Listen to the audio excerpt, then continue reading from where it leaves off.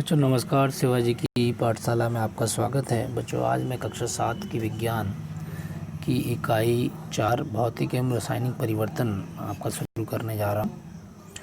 देखिए बच्चों, इस चैप्टर को पढ़ने के बाद हम लोग क्या सीख पाएंगे। सबसे पहले भौतिक परिवर्तन क्या होते हैं, उनके उदाहरण और उनके उपयोग। रासायनिक परिवर्तन क्या होते हैं, उनके उदाहरण, उनके उपयोग। और क्रिस्टलीकरण क्या होते हैं। ये 3 चीज़ों की जानकारी हमें होगी बच्चों। और भौतिक परिवर्तन, रासायनिक परिवर्तन हमारे चारों ओर देखने को हमें मिलते हैं हमारे जीवन में। तो इस पूरे के पूरे चैप्टर में हम वही दैनिक क्रियाओं से जोड़ते हुए उसको सीखेंगे। तो देखिए शुरुआत करते हैं। सबसे पहले हम पढ़ेंगे भौतिक परिवर्तनों के बारे में, फिर रासायनिक परिवर्तनों के बारे में, फिर उन दोनों की हम लोग आपस में तुलना करेंगे और फिर क्रिस्टलीकरण के बारे में पढ़ लेंगे। ठीक है। तो भौतिक परिवर्तन क्या होते हैं इसको आप आज समझ जाएंगे और अच्छी तरह से समझ जाएंगे। और फिर हम इसकी कंपेयर कर देंगे इसको रासायनिक परिवर्तन से। तो जब दोनों चीज़ें आप पढ़ लेंगे तो दोनों चीज़ें आपके दिमाग में एकदम सेट हो जाएंगी। चलिए फिर शुरुआत करते हैं। दैनिक जीवन में हमें अपने आसपास बहुत से परिवर्तन दिखाई देते हैं, ये तो हमें दिखते ही हैं। उदाहरण के लिए माँ आपसे शरबत बनाने के लिए पानी में शक्कर घोलने के लिए कहती है। शक्कर का विलयन बनना एक परिवर्तन है। इसी प्रकार दूध से दही बनना या जमना एक परिवर्तन है। कभी कभी दूध खट्टा हो जाता है, ये भी परिवर्तन है। दूध का खट्टा होना क्या एक परिवर्तन है। खींचा हुआ रबड़ बैंड किसी परिवर्तन को प्रदर्शित करता है। व्यापक रूप से परिवर्तन 2 प्रकार के होते हैं, भौतिक और रासायनिक परिवर्तन। तो देखिए हमने बहुत सारे उदाहरण यहाँ पे देखे। सबसे पहले जब हम लोग शरबत बनाते हैं घर में, चीनी का इस्तेमाल करते हैं, चीनी को पानी में घोल देते हैं और तो हमें एक विलयन प्राप्त होता है। उस विलयन को हम लोग पी लेते हैं, उसको शरबत कहते हैं हम लोग। तो एक क्या हुआ यहाँ पे, पानी का कोई स्वाद नहीं होता, स्वादहीन होता है, लेकिन उसने चीनी को घोल दिया तो वो मीठा हो गया। तो जो हमें विलयन प्राप्त हुआ वो परिवर्तन के कारण ही हुआ। दूध, हम लोग दूध से दही जमाते हैं अपने घरों के अंदर, और यहाँ तक कि यदि दूध को आप रख दें तो कुछ समय के बाद दूध ख़राब हो जाता है अपने आप। ठीक है। एक रबड़ बैंड को हम खींच देते हैं तो उसमें देखिए उसके आकार में परिवर्तन हो जाता है। तो आपने ये देखा कि हमारे आसपास में कई तरह के परिवर्तन होते रहते हैं हमारे घरों में। यहाँ तक कि मोमबत्ती को जलाते हैं हम लोग तो क्या होता है, मोमबत्ती जलती चली जाती है और एक समय के बाद मोम पूरा पिघल जाता है और उसके अंदर की जो बत्ती होती है वो पूरी जल जाती है। ठीक है। इसी प्रकार से हम खाना बनाते हैं घर में तो पहले देखिए दाल कच्ची होती है, वो पक जाती है।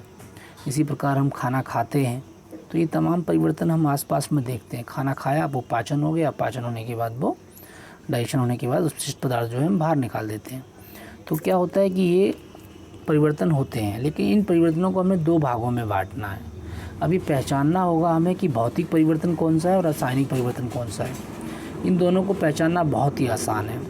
सबसे पहले हम एक तालिका देखते हैं। तालिका की मदद से हम कुछ भौतिक परिवर्तन देखते हैं और फिर हम समझ पाएंगे कि भौतिक परिवर्तन क्या होते हैं।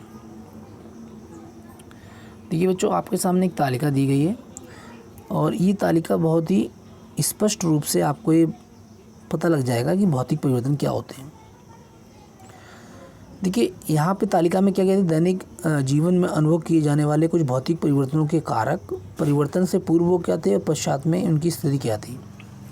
यानी कि यहाँ पे सबसे पहले उनको वो पदार्थ कौन सा है, ठीक है, फिर उस पदार्थ को बदलने वाला, परिवर्तन होने वाला, ठीक है, उसकी स्थिति में बदलाव कैसे आया, उसको बदलने का कारक कौन सा था, उसको हम देखेंगे। चलिए एक उदाहरण देखते हैं, तब आपको और अच्छी तरह से स्पष्ट हो जाएगा।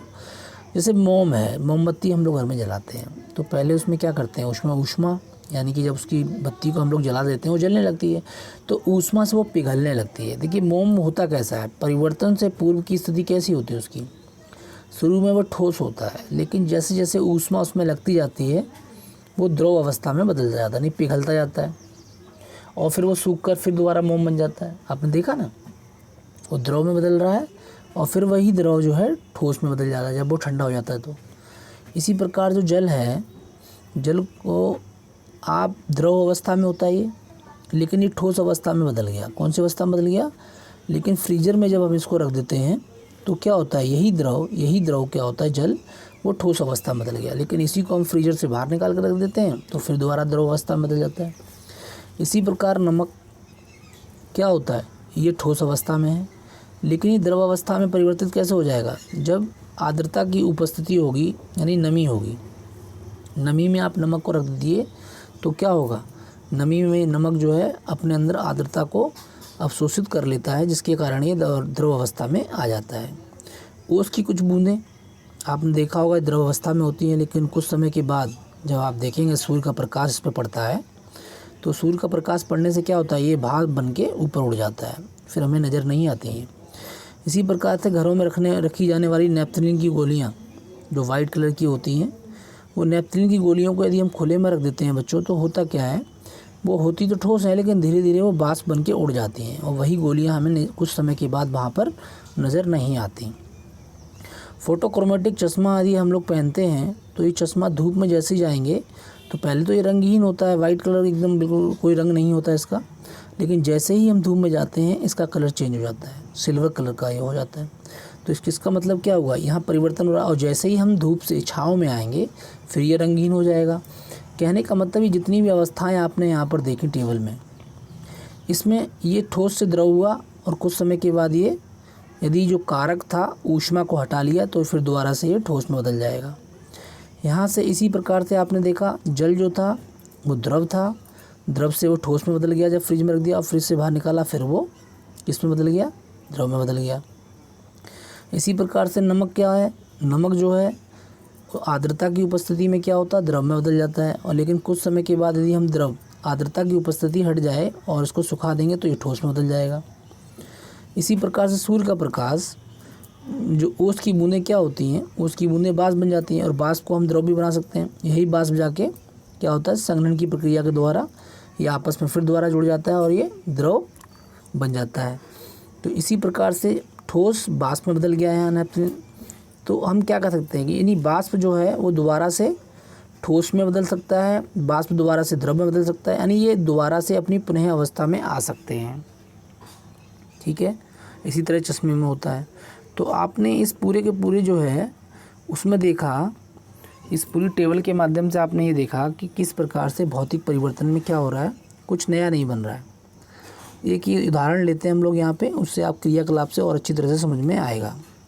जैसे कि एक कटोरी लेनी है, उसमें 2 चम्मच नमक लें और एक कटोरी में थोड़ा पानी लें और उसमें नमक को घोल दें। ठीक है, एक कटोरी लेके उसमें 2 चम्मच नमक को घोल देना है, कटोरी में पानी लेना है और उसमें 2 चम्मच का घोलना है नमक। अब इस घोल को तब तक गर्म करें जब तक कि सारा पानी वाष्पित ना हो जाए। क्या दिखाई देता है, देखिए इसको गर्म किया जा रहा है, गर्म करके सारा पानी तोड़ जाएगा, नीचे क्या रह जाएगा, बीकर की तली में सफ़ेद पदार्थ दिखाई देता है, यह पदार्थ नमक है। अब इसी प्रकार एक चीनी मिट्टी की प्याली में मोम का एक टुकड़ा लेकर, ठीक है, उसको क्या करना है, उसको पिघलाएंगे और ठोस मोम होता है और द्रव में बदल जाता है। अब प्याली को ज्वाला से हटाकर कुछ देर के लिए रख देंगे तो क्या होगा, हम देखते हैं कि मोम पुनः ठोस अवस्था में बदलने लगता है। ऊपर के दोनों उदाहरणों में आपने क्या देखा, कोई नया पदार्थ नहीं बना है। ठीक है, पदार्थ की स्थिति में परिवर्तन हो रहा है, ठोस था तो द्रव हो गया, द्रव था तो ठोस हो गया। ठीक है, आपने देखा कि इन सभी परिवर्तनों में कोई नया पदार्थ नहीं बना तथा पदार्थ के अणुओं की संरचना में कोई परिवर्तन नहीं हुआ।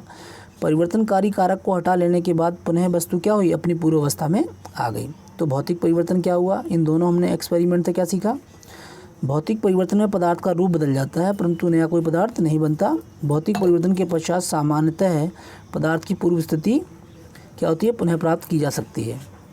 तो इस पूरे क्रियाकलाप से हमने क्या समझा, इस पूरे क्रियाकलाप से हमने ये समझा कि पदार्थ की स्थिति को हम पुनः प्राप्त कर सकते हैं जैसे ही परिवर्तनकारी जो कारक था, यानी हमने इन दोनों एक्सपेरिमेंट में देखा, दोनों एक्सपेरिमेंट में ये देखा कि यहाँ पर जब ऊष्मा को हमने हटा लिया, जब हमने पूरी नमक को जो था हमने प्राप्त कर लिया, जब पूरे के पूरे जो जल था उसको बाष्प बन गया, वो उड़ गया, और उड़ने के बाद उसमें क्या बचा, तली में सफ़ेद पदार्थ बचा, वो नमक था। ठीक है, तो इस प्रकार से जो है हमने नमक को पुनः प्राप्त कर लिया यहाँ पे। और जल को हम चाहें तो जल को भी हम, जो जलवाष्प था उसको भी हम क्या कर सकते हैं, परिवर्तन कर सकते थे। जलवाष्प को भी हम दोबारा से पानी में परिवर्तित कर सकते थे और इसके लिए भी हम इसके ऊपर क्या लगा सकते हैं, इसके ऊपर हम एक केतली की मदद ले सकते हैं, हम इसको केतली में भी डाल सकते हैं और केतली से जो धुआं निकलता है उस धुएं को हम जो है एक प्लेट की मदद से हम उसकी बूंदों को उसमें बर्फ़ रख के, ऊपर थाली लगा के बर्फ़ रख के, और उसमें जब उसकी भाप टकराएगी थाली में, वो ठंडी हो जाएगी। ठंडी होकर वो किस में बदल जाएगी, वो बदल जाएगी हमारी द्रव में। तो इस प्रकार से द्रव को भी अलग कर सकते हैं, द्रव और नमक को अलग किया जा सकता है, ठीक है। तो लेकिन यहाँ पे हमने ये देखा कि इन दोनों एक्सपेरिमेंट के अंदर कि क्या हुआ कि कोई नया पदार्थ नहीं बना, ठीक है। तो हम भौतिक परिवर्तन में हमेशा ये देखते हैं स्थिति बदलती है, कोई नया पदार्थ नहीं बनता है, और जो स्थिति उसकी बदलती है, पदार्थ पुनः उसी स्थिति में वापस भी आ सकता है यदि हम परिवर्तनकारी कारक को हटा देते हैं। तो बच्चों, आज मैंने आपको सिखाया है भौतिक परिवर्तन क्या होते हैं। कल हम बात करेंगे रासायनिक परिवर्तन के ऊपर, ठीक है बच्चों। थैंक यू वेरी मच बच्चों फॉर वॉचिंग दिस वीडियो।